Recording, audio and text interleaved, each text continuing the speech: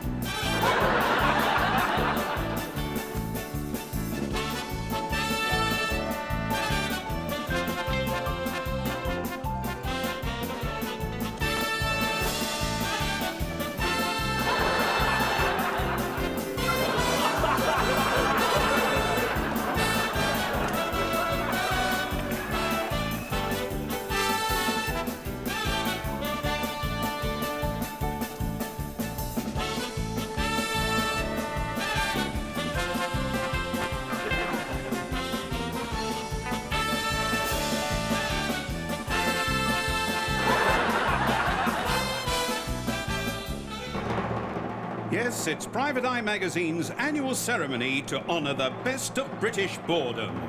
Now, will you welcome your host, Angus Deayton?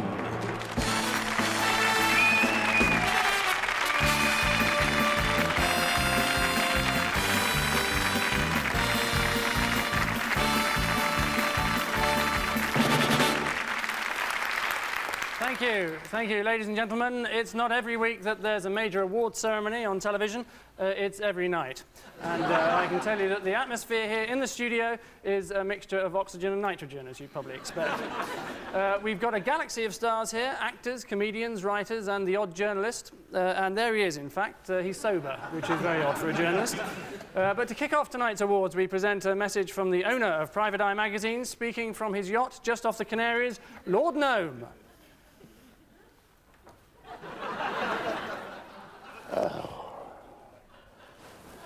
What an annus bore ribbolus. Whinging pensioners moaning on about my borrowing their money to invest in a highly reputable 330 at Kempton. My sons, Darren and Wayne, arrested by the pawn squad for reading one of my newspapers. Mountains of debt everywhere. Even Barclays won't cough up these days. Nothing left. All I have are the clothes I stand up in. 40 yards of material. Leon! Leon, the time has come to end it all. Undo the safety rope. But, sir, The time has come to make the supreme sacrifice. No, sir, don't do it, sir. Not me. You! That's better. Now, glass of champagne, a little old lady's pension book, and on with the ceremony. It'll be a gas. You have my word as an English gentleman.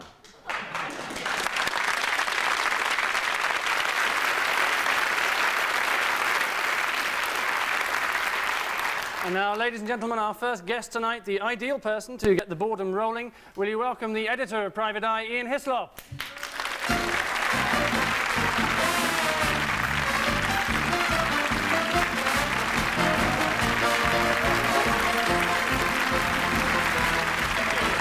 Thank you, Angus. Well, I'll be coming back later to announce the Grand Bore of the Year award, but before that, there are a number of other awards, so there's lots of little dull sections. If you think of the Sunday Times, you'll get the idea.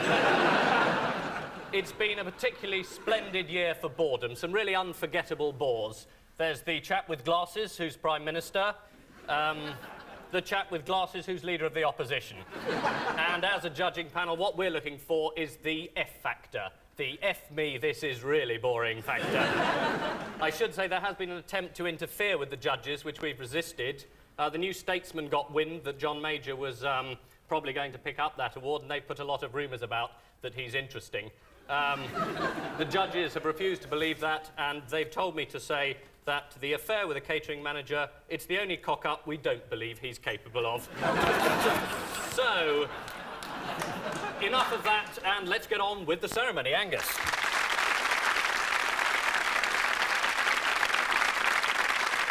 So let's get right on with the ceremony and introduce someone else. Incidentally, I gather that we're overrunning already, but don't worry.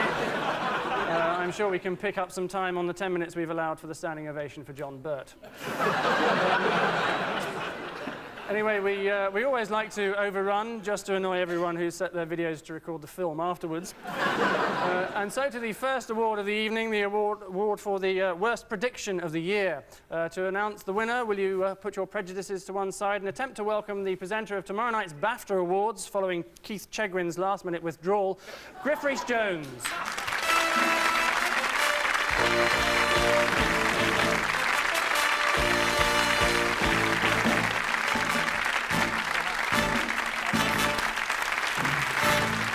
I'm sorry about the music. We were expecting Trevor McDonald, in fact. But without more ado, and I think we probably had enough ado already, we shall turn to the nominations.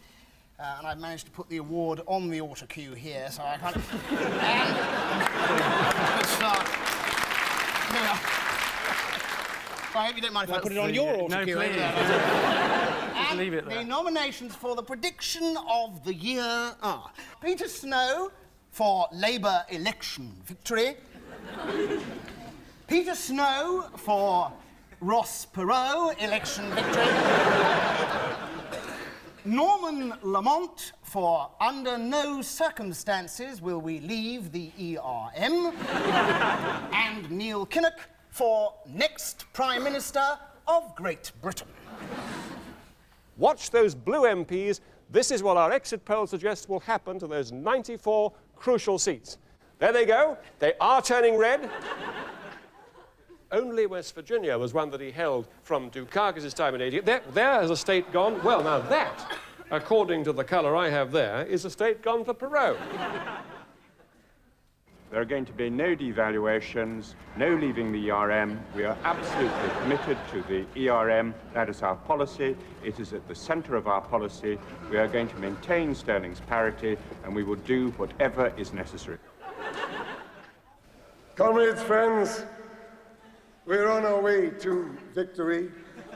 In 9 days' time, Britain will have a Labour government.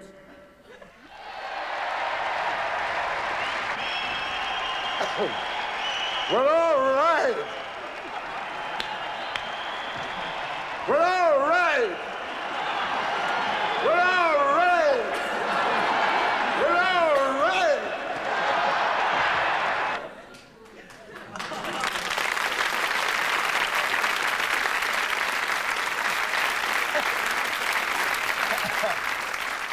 And the winner is Neil Kinnock. hurrah.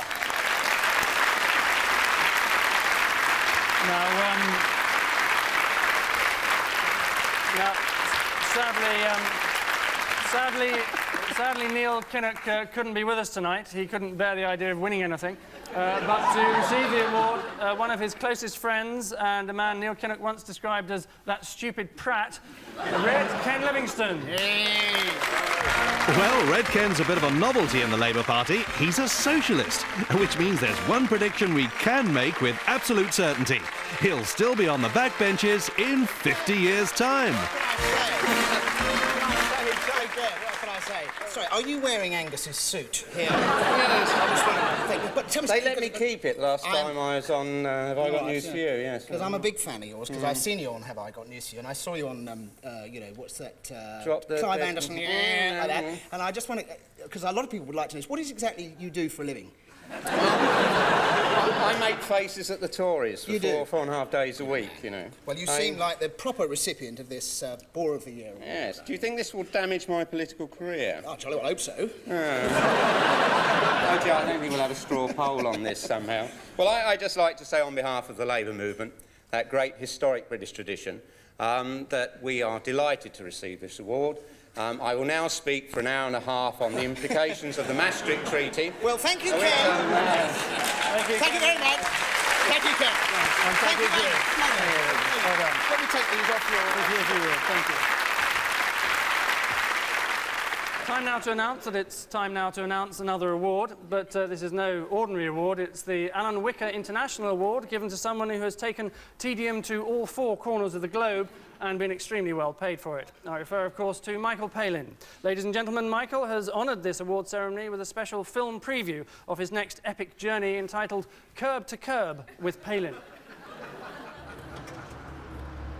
Well, I'm now in a Great Portland Street in London West End, and I'm going to try and get my royalties from this cash till here to a bank further down the road just along there. And this is going to involve a journey quite literally from curb to curb. This is the curbstone here. It's the right-hand curbstone in Great Portland Street. Over there is the left. Of course, this will be the left if you're coming down this way. If I can manage, and it's a big if, to do this journey, I'll be the first person to have left from this curb to the other curb since Ranulph Fiennes, who left about 8 minutes ago. He was last heard of at a traffic island just down the road there, radioing to be pulled off. But the problem here is that one has to wait for the traffic, which is controlled by a system of lights, using the colour system, green, red, and yellow lights. And they stop the traffic at certain points, let it through at certain other points. And I have to choose exactly the right moment. If I get the wrong moment, I might have to wait for 18, 20 seconds before another attempt to go curb to curb.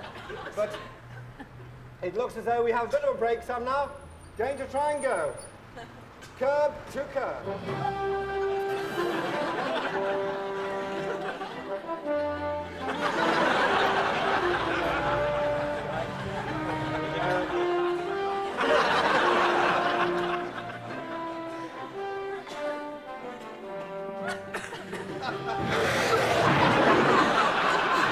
Well, there we are. Just shows how damn tricky these curb-to-curb journeys can be. What happened was a little freak burst of east wind. The old east wind came in there, wasn't it, 8, 9 or 10 knots. And of course I forgot the traffic feeding in there from the Devonshire Street side. Thank you. Thanks very much. Well, I'm off now to have my ego massaged by these 2 excellent private nurses supplied to me by the BBC government. Thank you very much. Thank you. Thank you. Goodbye, then. Thank you.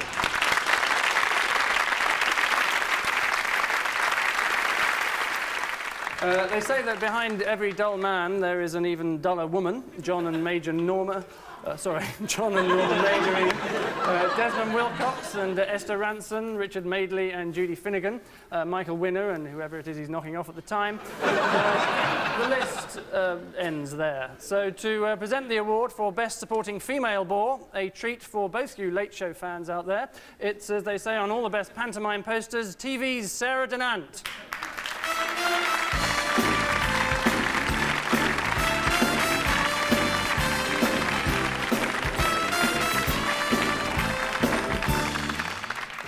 Welcome, Sarah. So tell us about The Late Show. How's it doing? People were saying backstage that no one ever watches it. Is that true? The nominations, Sarah. Right, and the nominations are Hillary Clinton for supporting her husband, Camilla Parker Bowles for supporting somebody else's husband, and Virginia Bottomley for supporting Bupa. You know, I'm not sitting here as some little woman standing by my man like Tammy Wynette. Heavenly Father, we pray that you give Governor Vinnie peace. Peace in the face of critics.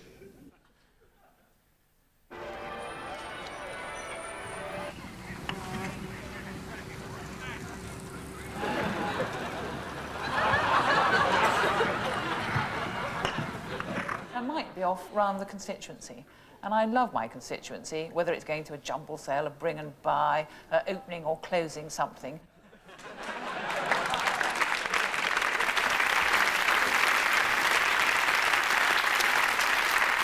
She goes around opening her mouth and closing hospitals, but never mind. So the winner is, please, Sarah. And the winner is Camilla Parker Bowles.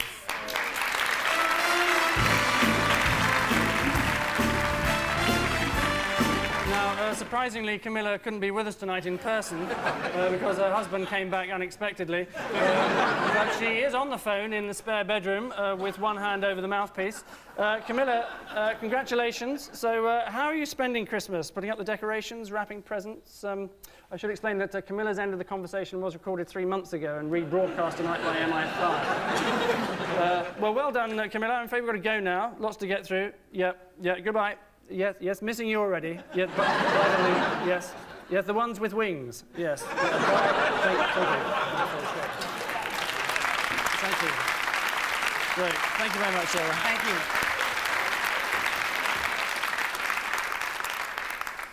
Pouring old bag. Well, with all this talk of old bores doing this and that, let's not forget all the thrusting young bores who are pushing the older generation aside. And who could be more in touch with what's going down on the streets, virtually anyone you might think, than the nation's top DJs Dave Nice and Mike Smash.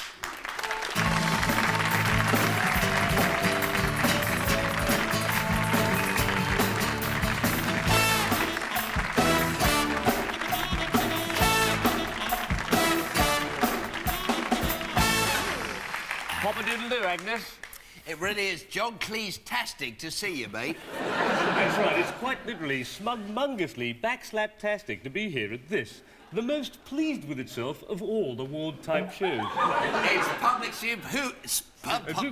It's public school humour nominal, isn't it, mate? You're prissy, aren't you? I certainly am, mate. I always do at these awards things. You certainly do. And the nominations are...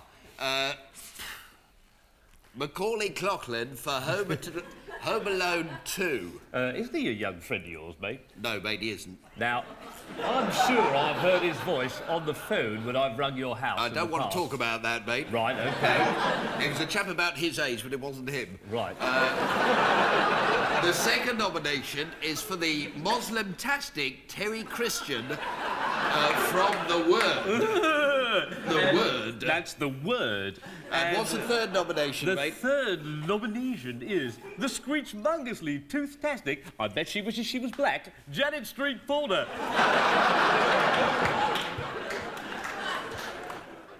Do you get to see any of the money that you've been making? No, actually, all I have to do is sign the check and... Don't tell me your mother takes it. No, my mom takes it to the bank. On my left is Terry Christian, who presents... Get it right. Well, all right, then presents the Friday night show, The Word. This is terribly distracting. I mean, either I can answer one question at a time, or you're going to all be pointing at me. Well, Janet, obviously, I have to. I mean, either you want a proper answer. I'm not going to be, you know. Either I'm going to talk about Network 7 and I'm going to answer this question, or I'm going to look at a sea of arms waving at me, right?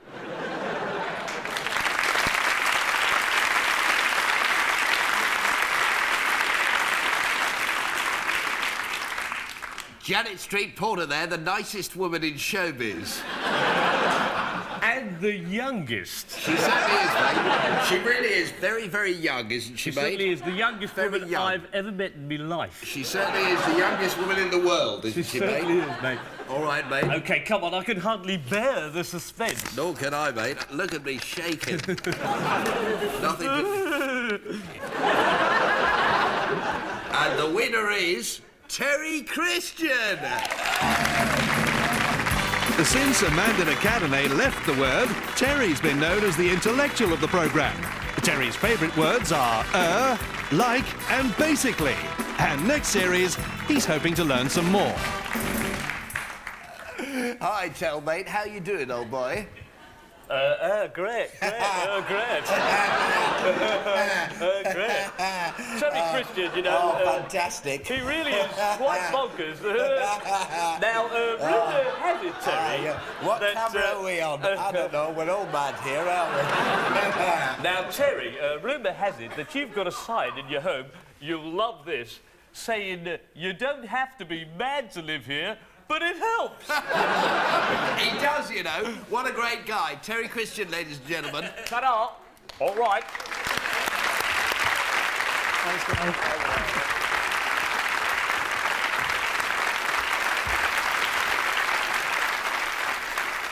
Still in the world of interviewing, or should I say moving on to the world of interviewing, we go from the ridiculous to the sublime with our special award for Rudest Interviewer of the Year. To present the award, a man who has frequently had his victims squirming in their seats as he ruthlessly interrogates them on when their new book's coming out and how much it costs.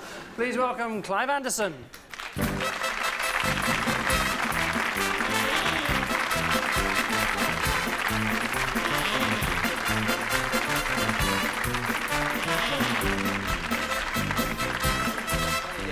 Excellent. No, would you get on with this? If you would, just read out the nominations. Would Right, be gorgeous. well, here we go, yes. Ladies and gentlemen, and Schedule D taxpayers, the nominations for... Must be one or two here, surely. Still. Now, yes, so this is the award here, which all the awards have been beautifully crafted. That portrays an England cricketer after a meal out in Bombay. Now we come to the nominations for the Rudest Interviewer, which I must say I was disappointed that I wasn't going to receive this award. But anyway, Rudest Interviewer are Jeremy Paxman for the Paddy Ashdown interview, Jeremy Paxman for the Norman Lamont interview, Jeremy Paxman for the Alan Beath interview, oh, great, and me for the Jeremy Paxman interview. Decide to, So it is by the year 2000. But that is an aspiration. It's not a policy. Let me just explain to you. Well, are you in favour of it or not? No, is the answer. Not as a policy. Let me explain to you. Well, then why do you put it in the document? If you allow You like being Chancellor? I enjoy Chancellor being Chancellor. I'm going to miss it. I am going to be Chancellor again. John Major doesn't seem so sure. Because all your claims before the election have turned out to be nonsense, haven't they? Because you're very much part of the establishment yourself, aren't you? What do you mean? Well, you went to a public school, you went to Cambridge, you worked for the BBC, you're a white Anglo-Saxon. I mean, how more establishment could you be? Which of this doesn't apply to you, Clive? But I'm not writing a book about the establishment. And I didn't go to public school. But that and I don't work for the BBC. It doesn't... So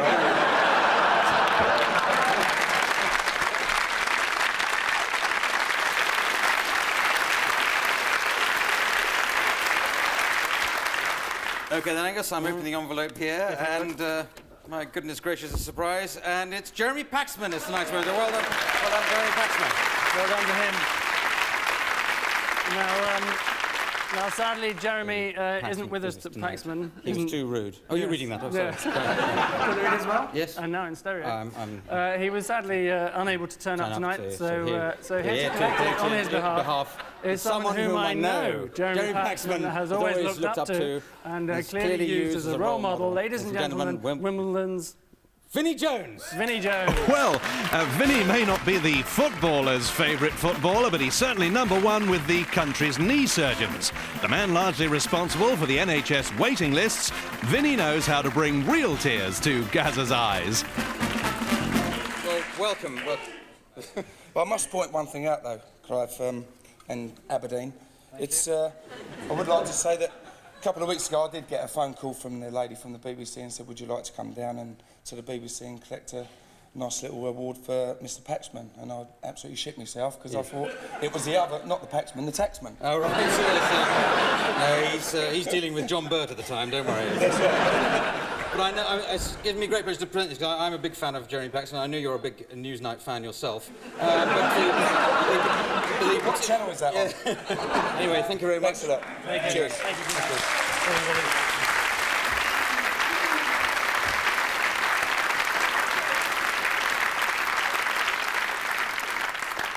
And now it's time for a commercial break. During most commercial breaks, there's a surge of electricity as people reach for the kettle, but during this one, I expect there'll be a surge of gas as people put their heads in the oven. Yes, it's time for our Most Irritating Advert of the Year award, and the nominations are the Gold Blend Couple for going in and out of each other's flats, J.R. Hartley for going in and out of second-hand bookshops, and British Airways for going in and out of the Virgin computer and nicking passengers. I love you. My name, oh yes, it's J.R. Hartley. Virgin Airlines fly to the US several times a day. Unless an anonymous phone caller tells you they've been mysteriously cancelled for the fourth time this week, in which case you can upgrade to British Airways, and we'll give you a free plastic bag with a toothbrush in it.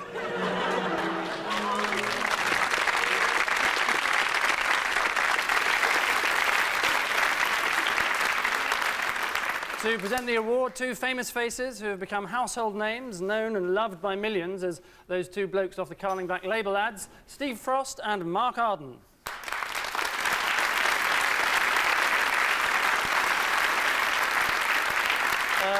Now, sadly, they're not actually here to present the award. In most ceremonies, it's the winners who can't make it, but in this ceremony, even the presenters don't show up. However, Frost and Arden have recorded a special video message to show us tonight. Hello. Sorry we couldn't be there tonight with you, but couldn't be bothered, really. Couldn't give a monkey's, basically. Nothing professional. Purely personal, that's right. So, a toast to all you good people sitting there enjoying yourself. Hope you're having a nice night.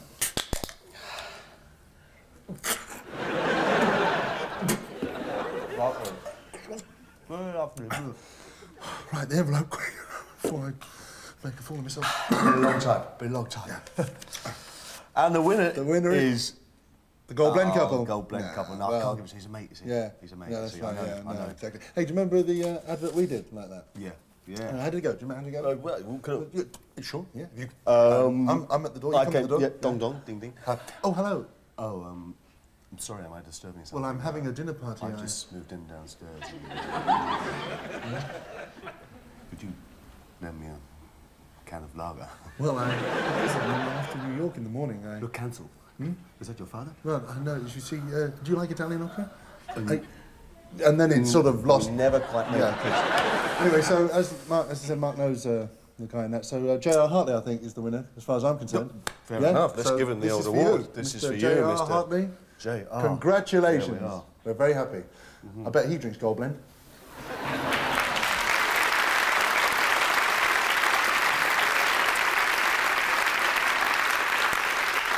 Ladies and gentlemen, J.R. Hartley. J.R. Hartley is interested in fly fishing. So, girls, would you like to fish in his flies? Sorry, thought I was still doing the blind date audition. Sorry about that.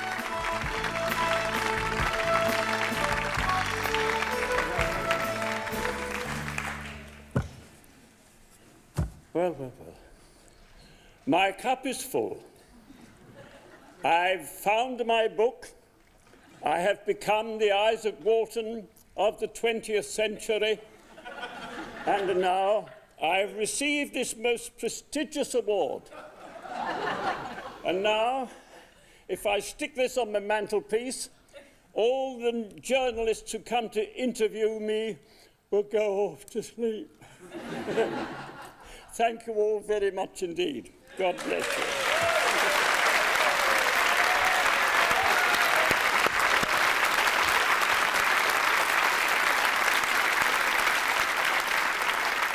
So bad luck there for the Gold Blend couple. That must be a bitter disappointment, rather like the coffee. Allegedly. Now, a lot of people have wondered how tonight's award winners were actually selected. Well, it's a lengthy and rigorous process involving a couple of darts and a copy of TV Quick. But to avoid any Boftygate scandal, let's throw open our doors now as we go round the back, if you'll pardon the expression, and take a look at how our judging panel decided on this year's awards. The next is the most boring scandal involving the word gate. Oh, gate. The gate scandals. Was that in the Ludmilla Gate? Ludmilla Gate, that's Camilla Gate, Camilla yes, we can Gate. certainly move on to Camilla Gate. Yes. I believe there's some reference there which you should have read. Who is Camilla Gate? She's a girl who's mixed up with some sort of if you could selling pass, arms to Iran. Oh, really? I do remember. No, that's the entire cast of Peter's Friends. I think they get their own category. That's Peter's Gate. I wrote down Cowan Gate and I can't think why. Cowan Gate, that was dull. Yeah, but you don't want to get too esoteric about this. I mean, you've got to have something for the kids to like, you know. I mean, you've got to have something for 14 and 15-year-olds, otherwise we're losing this. Mid-year. What? Is that French? Force majeure. John Majeure. John Mid-year, you're saying? Yes. Could I just say at this point that there are no women on this list? Virginia Bottomley. What? Bottomley, you remember her? What do you mean, Bottomley? Well, she's a real cracker, isn't she? No, it's Bore. I don't care if she's very attractive, Richard. Wouldn't you like to give her 6 of the best with a hockey stick? Of course. There's a lot to get through. Do you mind if I just hurry it on? The Prince and the Princess of Wales. I know you've got strong feelings about this, Peter. Yes, I think in a way the key area here is of the prince being who he is. Yes, and the princess being who she is. Yes. In a way, they're very separate issues. Yes. So I wonder whether we should do them in the same category. You think we should do them separately? Will he? Well, they do. They do it separately, so we should do it separately. Could I come to the next category on the list? Could I come to the next category on the list, please? Thank you. Old bore of the year, Richard. Oh, yes. Any ideas? Inspector Morse. Who's that? Inspector Morse. Who's that? Votes for Morse. Well, I'll tell you something, Ian. The kids definitely know about him. About Morse? Yeah. Who is he? Morse is the televisual. It seems rather unfair to pick out one detective. Mrs. Bottomley, she's a detective, isn't she? No, I don't think she is a detective. Mrs. Bottomley investigates. Surely that was... Your sexual fantasies, I don't think she would like you to investigate you for the next few years. Who's that man? Who's that awful boring man with a pipe? I put my hand up for Morse. Right, pipes for Morse, please. Pipes for Morse. Six for Morse. I still say Mrs. Bottomley's the I one. know you No. Morse. Right, carried. Old bore, asleep, Inspector Morse.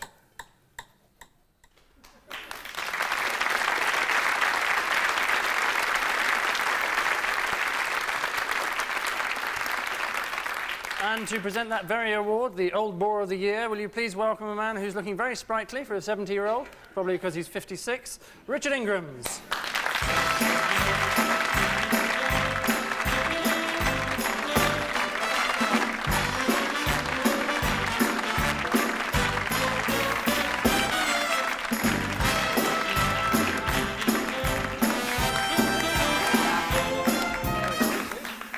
Here's your envelope, Mr. Ingrams. Now speak up clearly, won't you? Right. Good of you to join us, sir. Perhaps I could... it's irrelevant now. Perhaps you could tell us who the winner is. Yes, the winner of the Old Bore is Prime Suspect. But I thought we'd all agreed on Inspector Morse. Yes, it's... Who is this Prime Suspect? It's a TV drama. You probably wouldn't have heard of it. It's a different voting system, I think, that you use. It's rather like the Filipino one. Is Mrs. Bottomley in it? Yes. Yes, she is. OK, thank you very much, Richard. Perhaps you'd like to go off and have some tea now. Come and have your tea now, Mr. Ingrams. Thank you. Richard Ingrams, ladies and gentlemen. Yeah, have a hop.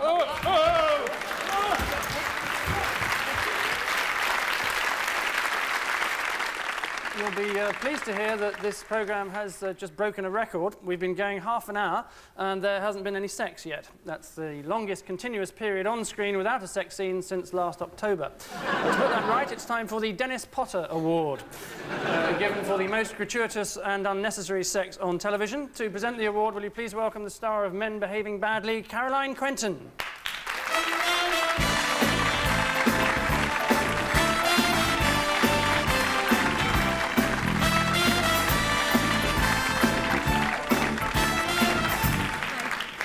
Caroline, gratuitous and unnecessary sex. No, thanks. Well, it's worth a try, I suppose. The nominations, I think, probably, because we're running a little over time at the moment. Right, I shall hurry. The nominations for the most unnecessary sex on TV are Melvyn Bragg for A Time to Dance, Sir Peter Hall for The Chamomile Lawn, Channel 4 for Sexual Imperative, and Linford Christie for the 100 metres Olympic final.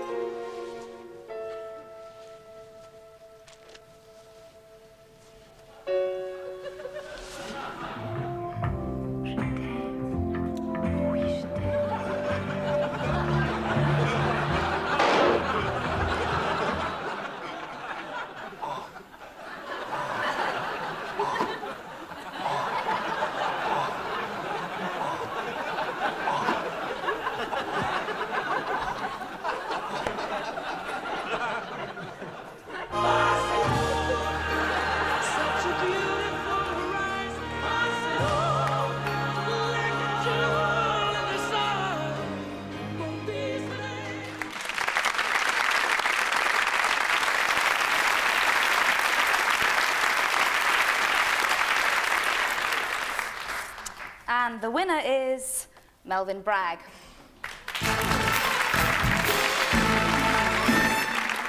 Now, predictably, Melvin can't be with us tonight, but he did agree to reply to this award on video from the South Bank Centre. Sorry not to be there with all you other bores, but thanks very much for the thought. Looking back over the sex saturation on television over the last few months, The Time to Dance looks rather idyllically nostalgic, a sweet mixture of sex and passion, played with all its awkward intensity and clumsiness brilliantly by Dervla Kerwin and Ronald Pickup. Those were the days. Unfortunately, since then, I've become part of the unnecessary sex on television package. Well, let me tell you, there's nothing gratuitous about the work I do. Everything sexual is part of an artistic whole, an attempt to bring serious artists to serious persons. And the idea that every time I turn up anywhere, there's a woman shrugging off in the background is brilliant, small-minded rubbish. As a matter of fact, I think I should return this award on those grounds. Thank you very much.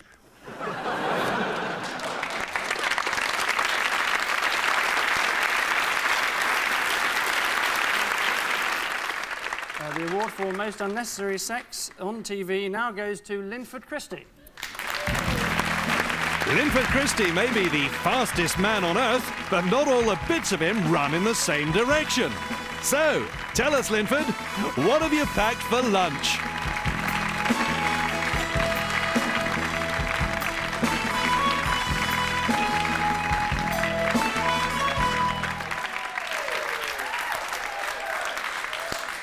Well, congratulations, Linford, or should I say nice one? Thank you. I was going to say put it there, but I don't think I will.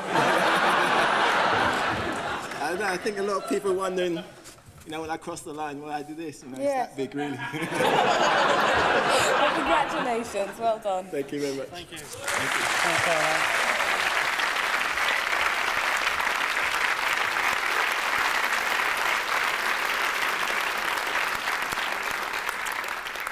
And so we welcome, with outstretched arms and open legs, the Loviest Actor Award, given to the person who has come up with the most preposterous description of how difficult it is to be an actor. And the nominations are Simon Callow. Actors need a guide. Plays can be mystifying. One hopes the director has got a map. We're Sherpas. Thank you. Juliet Stevenson. You have to use your own life to play a part. I do ruthless daylight raids on my own life. There is nothing, however private, I will not use. I appall myself sometimes. Quite understandable. John Sessions. The iambic couplets force a fleet felicity. You've got to be fast with this text, or it falls down. If you try to naturalise it, you're dead. You must do it Moliere's way, or it'll bite you in the arse. As Baudelaire would have said. And John Stride. The first time I read Melvin Bragg's new play, I was so emotionally exhausted, moved and exhilarated, I couldn't read the second act. I had to go and play Mozart's Don Giovanni to let the music relieve the turmoil. Deciding whether or not to do it was a matter of asking myself, do I walk the plank? Do I tear my guts out or take the easy life? Walk the plank would be my choice. And to present the award, someone who used to star in Drop the Dead Donkey, then became a serious lovey and is now starring in City of Angels at the Prince of Wales Theatre, Haydn Gwynne.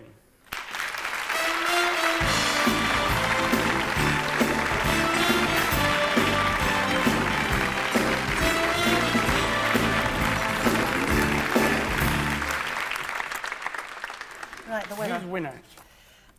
Well, I couldn't be more thrilled if it were me. Nobody deserves this more. Not only is he tremendously talented, he's a close, personal friend of mine. And an enormous lovey. Ladies and gentlemen, the winner is Mr. John Sessions. John Sessions is currently appearing in an unflattering light. Well, as we've heard, any actor will tell you acting is a scary business. It involves exposing yourself to gut-wrenching emotional trauma and being prepared to face moments of sheer physical terror. What a load of bollocks.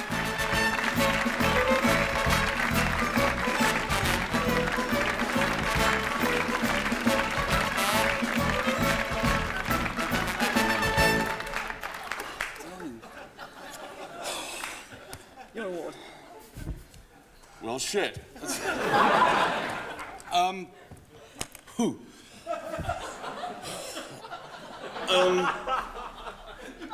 I don't know how I'm standing here and you're standing there. Because you don't know this, but you're a Kalashnikov. I'm so scared. However, I'd just briefly like to say, I don't think this is very funny. Actually, all you young comedians with your satire, your private eye, you don't know.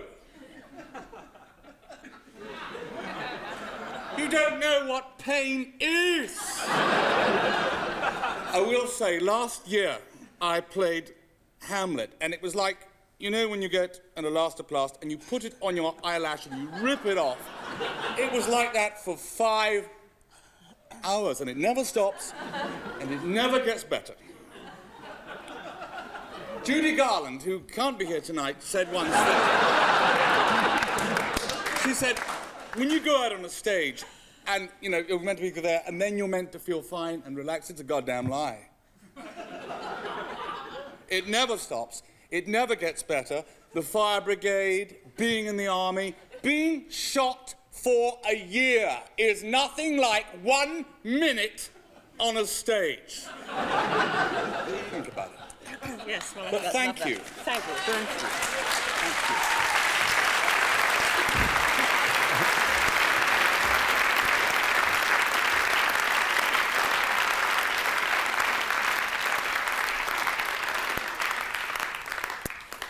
Welcome back.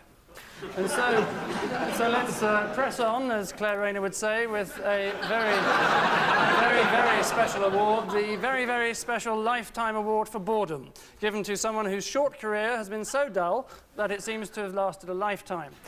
We now present a tribute prepared by writer, broadcaster and professional white Rastafarian Victor Lewis Smith to the life of Nigel Kennedy. The Lifetime Achievement Award for Creativity goes to Nigel Kennedy for creatively inventing a completely new personality for himself. This was Nigel's mummy in 1973. And we both sort of doted on Nigel and sought his every need. Nigel's mummy is a toff. This was Nigel in 1973 at the Yehudi Menuhin School.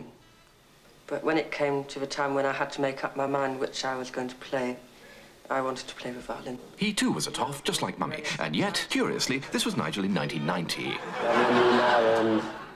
And then, like, when I started hanging out, like, with the jazz musicians I was playing with... Remarkable. A complete manual evacuation of the vowels.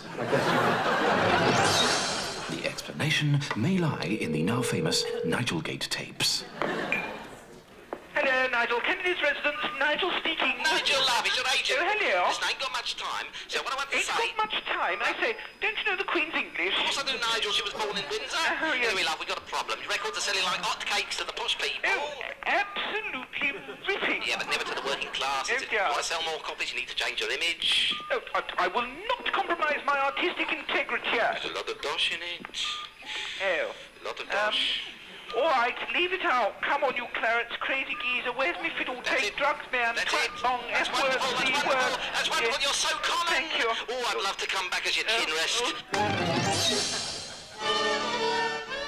There were initial setbacks, and so Nigel enrolled at the Ben Elton School of Mockney, where he took O-level yobbish and a diploma in saying, "Cor blimey, I thought you was brown bread, mate." Violinist Nigel Kennedy, who's introduced millions to the works of Beethoven, Vivaldi and Brahms, says he won't be playing any more dead men's music.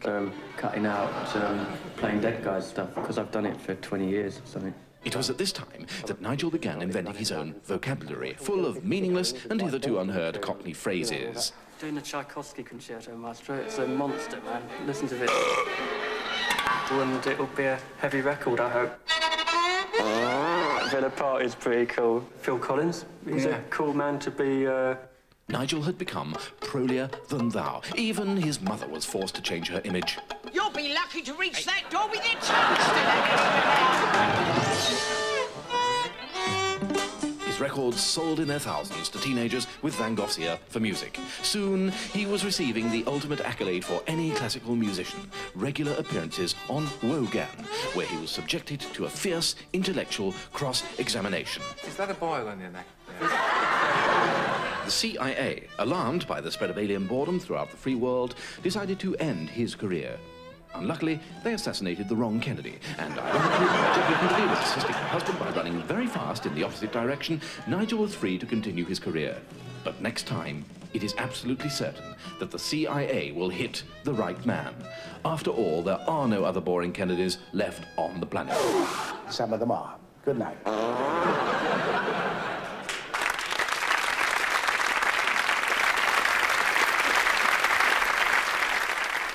And now to an award that is coveted by all successful sportsmen and the England cricket team as well. Yes, it's the Nigel Mansell Award for the most boring sports story of the year. And to present the award, a man who is a bit of a dab hand at cricket himself, so the MCC won't be giving him a ring, it's Rory Bremner.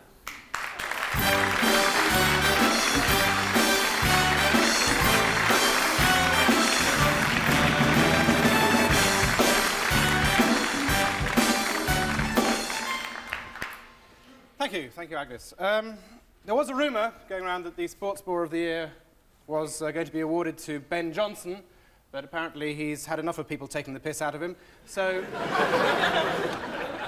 so the nominations for the most boring sports story of the year are as follows. Lennox Lewis and Riddick Bowe for managing not to fight each other. Frank Bruno for managing not to fight Lennox Lewis or Riddick Bowe. David Gower for managing not to get selected for England. And Paul Gascoigne for managing to come out with the most coherent statement of his career. Oh, I see. Riddick Bowe showed up. Wait, Kojak! What? I think the selectors, as I've said already, are competent, capable, qualified people, and they've selected the team which they think is the right one to go to India.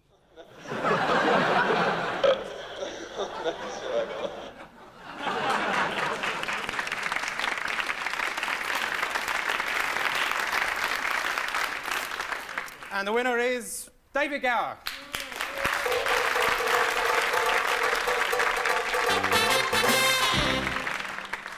Now, Sky viewers will both know that David Gower is still in India, where he's been commentating on England's winter tour. But we are able to go live to Bombay, where David will be presented with the award by the Vice Chairman of the Indian Cricket Board of Control, Mr. V.R. Ramasinghe. I think we actually can have a few words with David on the satellite. What time is it over there in Bombay? Well, England are about 9 wickets down, so it must be, I think, just about nearly lunchtime. Now, I know the team have had to put up with some pretty terrible conditions, what with the heat and the dust and the dirt. Do you sympathise with them? Not at all. I've just spent the last 6 weeks in the commentary box with Geoffrey Boycott. Really, I'd just like to say thank you very much indeed, Rory. It's been a pleasure to accept this award. I really must be off now. Let's just go and get a quick curry. Thank you very much indeed. Thank you, David Gower. Thank you, Rory. Okay. Thanks a lot. Good.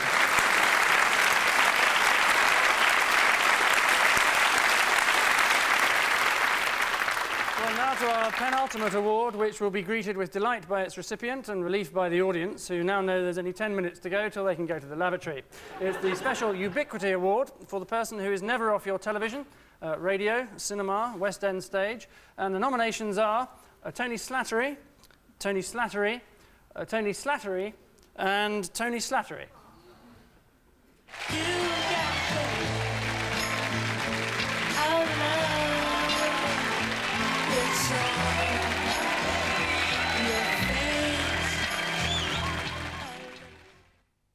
How should you refer to these? Tony Slattery.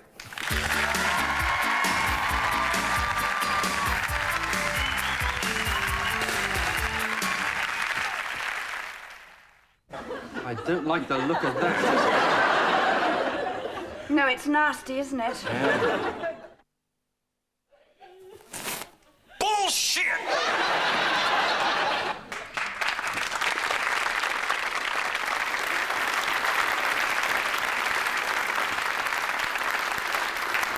All worthy candidates, and here to open the envelope and announce the winner is a great favourite of yours, and I hope mine, Tony Slattery.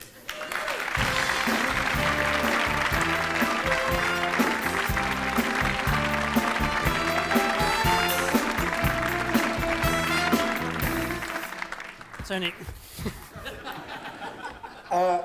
Lord Gnome, ladies and gentlemen, I present this award as a protest. I will not wear a dinner suit. It is the uniform of bourgeois Western imperialist oppression. I wear the traditional garb of the Mwahaku Indian. And I wear it as a gesture of solidarity to that oppressed small Mohawk enclave in Hampstead. If vegans are watching, this isn't made of animal pelt, so don't worry. It's in fact made of Linda McCartney.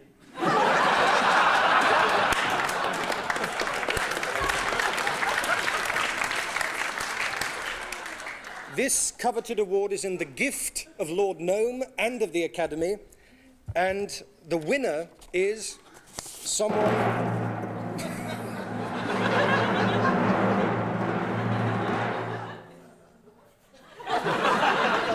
And the winner is...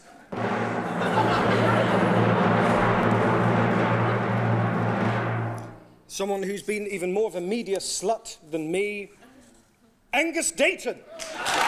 And I'd like to thank Angus personally for the fact that I'm doing this job.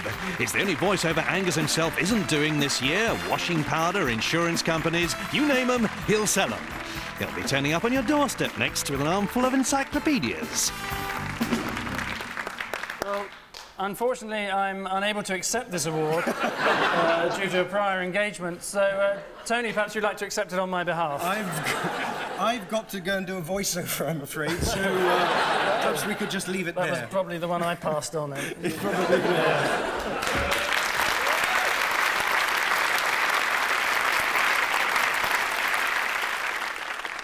And now it's time for the final award of the evening. Here to present the award for Grand Bore of the Year is still the editor of Private Eye, Ian Hislop.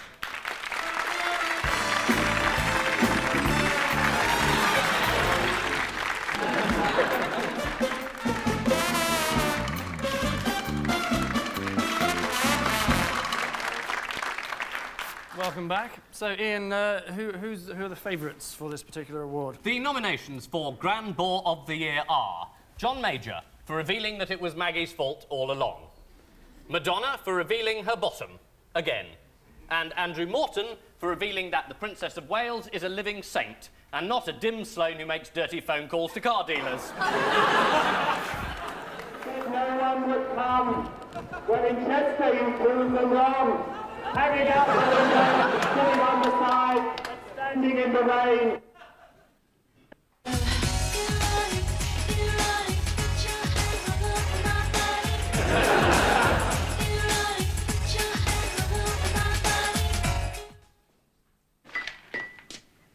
Thought you might like to see this, Squidgy. Oh. Love in the royal train. I don't leap in and out of bed with people. I'm not like that.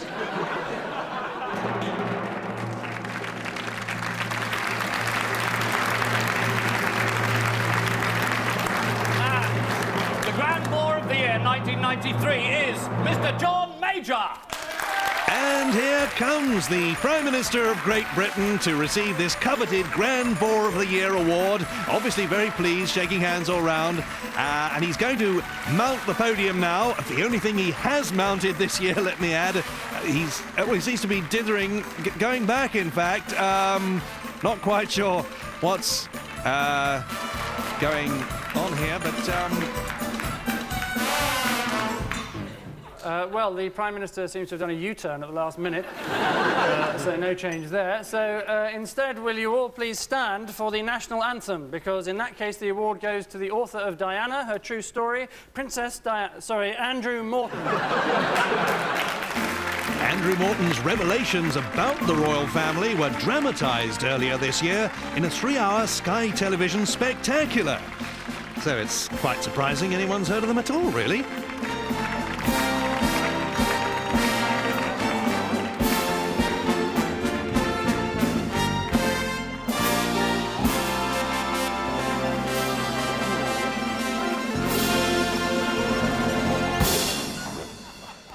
Squidgy inside.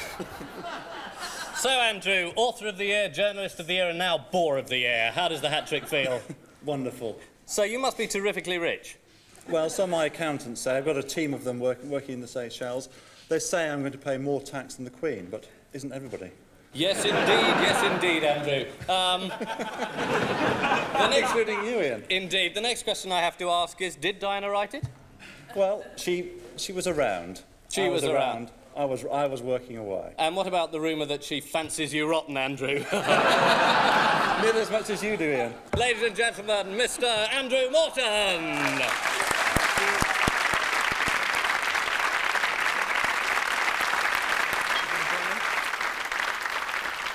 And now, ladies and gentlemen, welcome Mike Oldfield and Harry Enfield as we present a new version specially recorded for tonight's tribute to boredom of Mike Oldfield's Tubular Bells.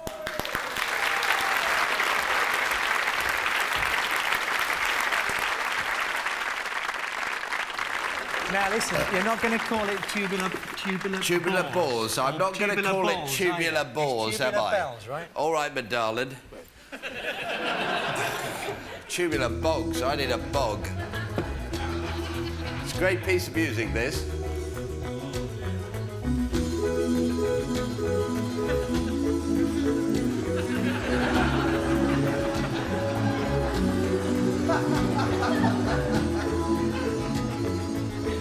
Ted Heath on piano.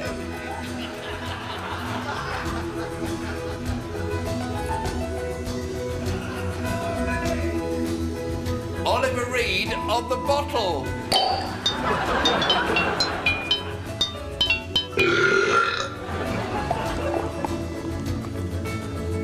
Bill Wyman on swelling organ.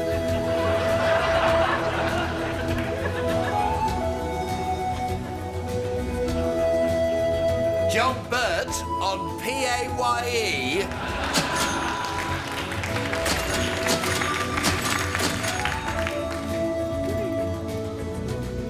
Enya on every bloody tape machine in every wine bar.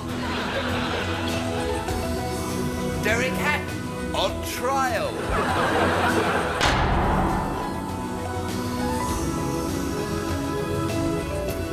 John Bryant on Fergie, on Steve Wyatt, on Leslie Player, on Major Ron Ferguson, on the front of the News of the World again. Douglas Hurd on Maastricht Treaty, now being dropped by the US Air Force.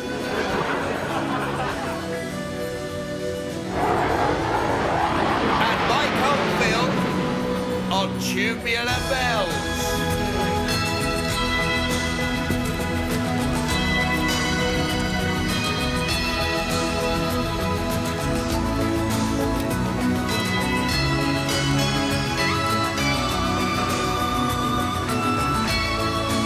Can I go home now?